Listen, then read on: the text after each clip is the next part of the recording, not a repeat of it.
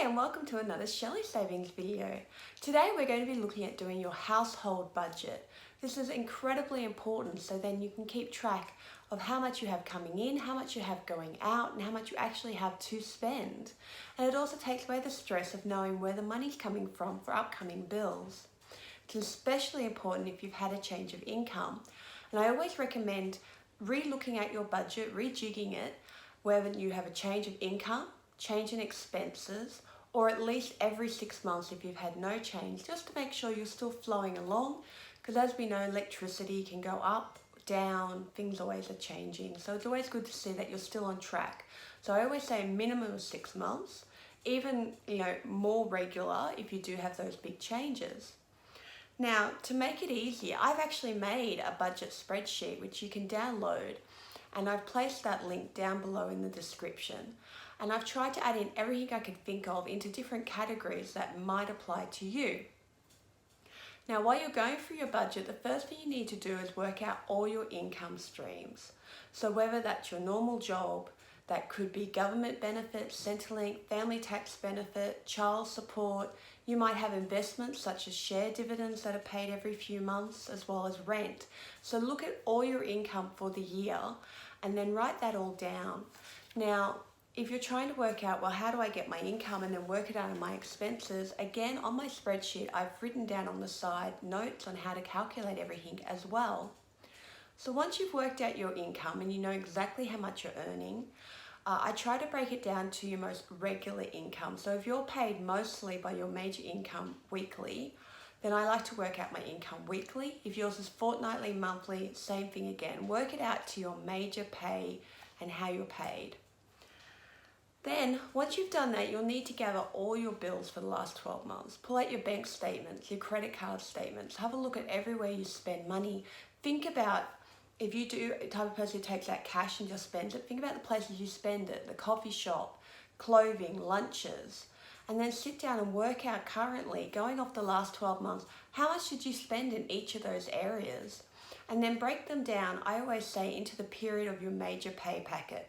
So if it's weekly, then work out all your expenses to a weekly amount, and vice versa, fortnightly, monthly, and then put all those together to find out your expenses.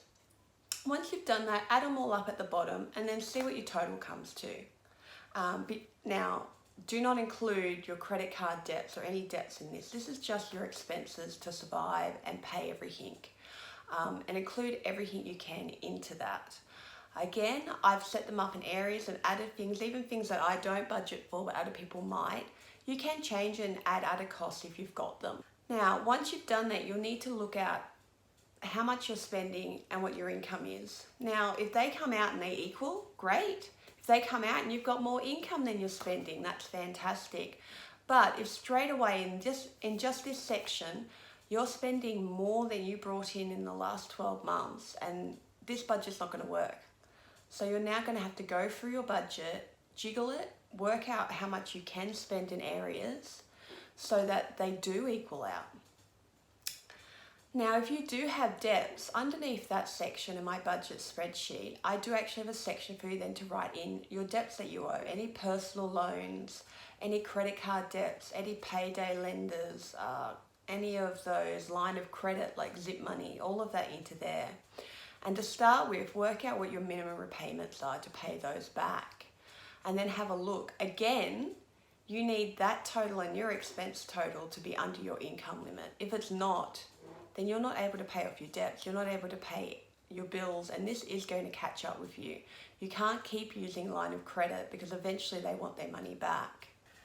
Now, once you've worked all that out and you've sat there, now if you need to cut your budget back because you can't cover all your expenses, or maybe you can cover all your expenses, but you want to save up for something really good, or you want to put money away for a rainy day, then you need to then start looking at playing with your budget. It's one thing to go how much you've spent, and that's great, and now you've got a good base figure. You can't go back, change it, you've spent it. What you need to do is now look into what you're going to spend. And there's 3 areas you need to look at. One is your set, the ones you can't change. And they're going to be like your home loan, your rent, your council rate, you can't really change many of those. The council says this is how much you have to pay, that's how much you pay. There's no way to change them. So you need to leave those in your budget and you can't play with them.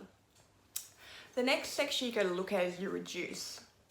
Now reduce means where you can cut back, but still have what you've still got. So you might look at your clothing budget and go, wow, I spent $4,000 last year. We could definitely get away with that for $1,000. And so budget for $1,000, and that means sticking to that $1,000. You might look at that and go, oh, my insurance is really high. I'm going to ring up and check out if I can get a better insurance deal somewhere else. This way you get to keep what you already have, but you're getting a cheaper price for them. So they're the things that you look at when you look at reducing your budget and seeing where you're spending that money. And then the third area you have to look at is cut. Just get rid of completely. You can't afford it. You don't need it to survive. And you really could go without it. And what that could be is you might be buying a morning coffee on the way to work every single day. And you can cut that. You might have Netflix or a paid subscription service on your TV. Yes, they're lovely, they're wonderful, but if you can't afford it, then you might need to cut it and just watch free-to-air TV and free time. You might be doing a lot of weekends away. You might have to just stop doing weekends away until you can cover your budget. Because like I said, when it comes to debt repayment, you are eventually going to have to keep paying it. You can't keep spending on it. They will catch up with you. Another place to look at, and people find this kind of hard, is having to cut things like a mobile bill. You might have to make a repayment plan, but how do you save money? So I'll give you an example. Say you've got a mobile plan at $69 and a $30 phone repayment. So you're paying $99 every month for your phone. Now, let's say you don't have $99 to pay every month for that mobile phone anymore. You've looked at your budget and gone, I can't believe I signed up for this and I still have a year to go. What you could do is cancel that contract. And now, yes, the phone company are going to want the money for their handset, but that's $30 a month. You could then go and look for a new plan for $30 a month. And all of a sudden, you've reduced your mobile phone plan from $99 to $60, saving $39 a month. It might not sound like a huge amount of money, but if you do this in enough categories of your budget, then each $20 here and there could add up to $200, and that could be the savings that you require. Now, once you know how much you've got left after you've jiggled your budget everywhere, you can then look at your debt repayments. Now, one of the things to remember is if you stick at minimum repayments, you're not going to pay off that loan very quickly. If you have a look, some of those credit cards will say 25 years, and you need to look at paying excess money. To do that, you might actually have to make hard decisions in your budget and go back and reach the cut section. And this can be a very hard place for people to look at, especially if they feel it could hurt their children or they're taking away from their family. And then especially if they know it's for credit cards, which they use to get there, it can be very hard and emotionally challenging.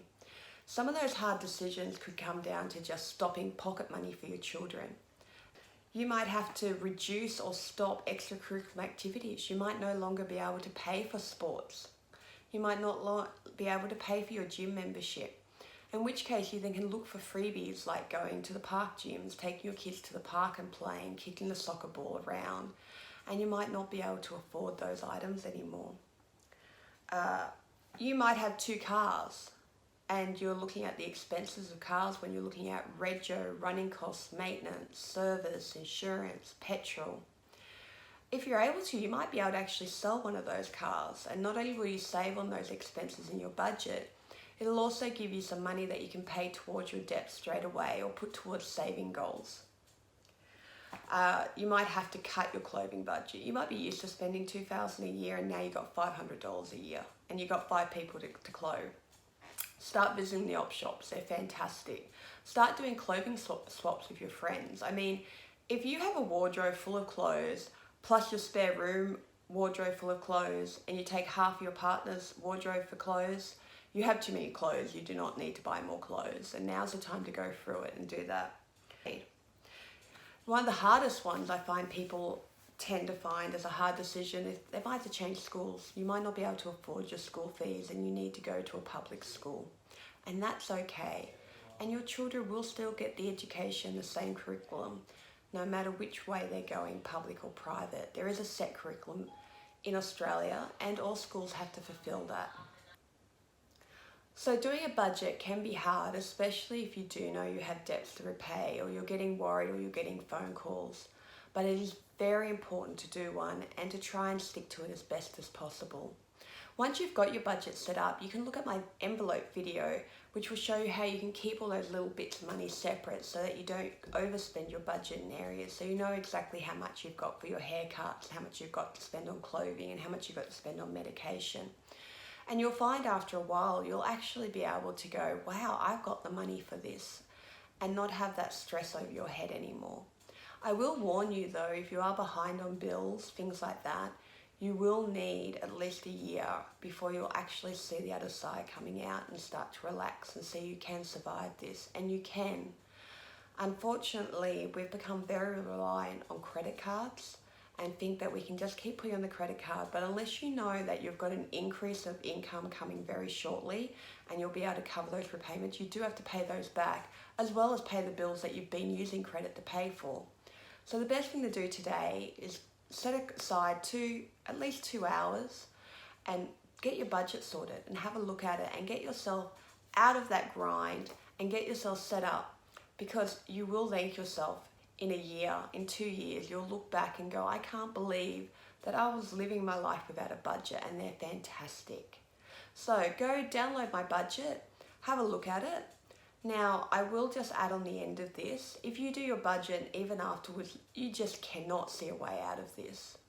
You look at all your debts and you're like, I can't pay this, I can't survive. I've also put a link to Financial Counsellors of Australia down below. Please contact them, they're here to help you. They won't judge you, and they'll be able to sort something out to make life easier again and set up payment plans so you can do this. There are people out there to help you, and they are free services if you choose a financial counsellor. So I will put that in my description as well. And if you're one of the lucky people who do up a budget and you've got heaps of money left over, then you're doing fantastic, and you're going to give yourself options, and that's what it's about. Budgets help you make savings, pay off your debts, get more income, get more savings, so you have options as time goes on to do things and do better things, have holidays, have savings, retire early. But without a budget, you're unable to do any of that. So I so recommend it. Sounds boring, it's a boring topic, budget, but it is so much required. So go download my budget sheet, sit down for a cup of tea or coffee, pull out all your old bills and start working on it today. And thank you for watching another Shelley Savings video. Have a great day.